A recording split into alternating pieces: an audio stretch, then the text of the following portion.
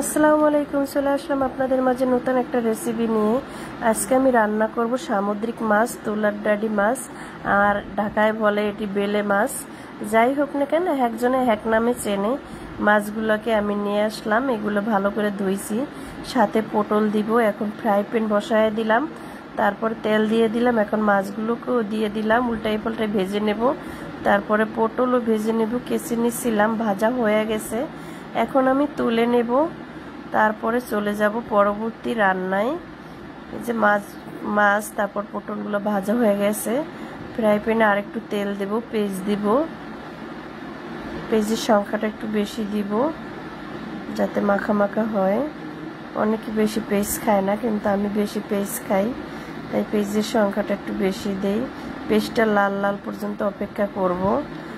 লাল লাল হয়ে গেছে। এখন আমি দিয়ে দিব হলুদের গুঁড়া, মরিচের গুঁড়া, তারপরে সামান্য লবণ দিব স্বাদ মতন।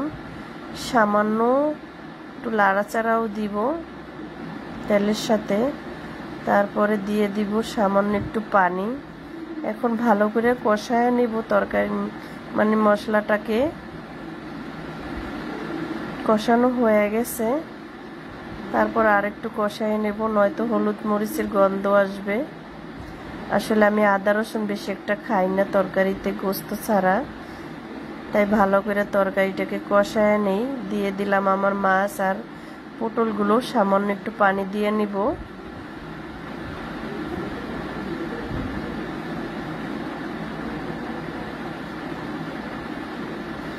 লাড়াচাড়া দিব, ঢাকনা দিয়ে ঢেকে দিব। চলে আসলাম 5 মিনিট পরে। তরকারিটা হয়ে গেছে প্রায়, আর একটু বাকি রয়েছে।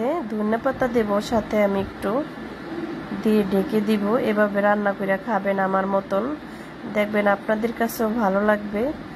আমি প্রতিদিন চাই আপনাদের মাঝে ছোট ছোট ভিডিও রিপ্লাই করার জন্য। দিয়ে দিলাম ধনেপাতা, এগুলো একেবারে তরতাজা ধনেপাতা, ফ্লেভারটা ভালো আসবে, দেখতেও সুন্দর লাগবে। এভাবে রান্না করে খাবেন। আর আমার ভিডিওটা যদি ভালো লাগে তাহলে অবশ্যই লাইক, কমেন্ট, শেয়ার করে দিবেন। আর একটা ফলো দিতে কিন্তু ভুলবেন না। তরকারি কালারটা অনেক সুন্দর, দেখছেন, খেতেও অনেক দারুণ। এভাবে রান্না করে খাবেন, আপনাদের কাছেও ভালো লাগবে। সামুদ্রিক মাছ খাওয়া ভালো। আর আমার ভিডিওটা এখানেই শেষ। আল্লাহ হাফেজ।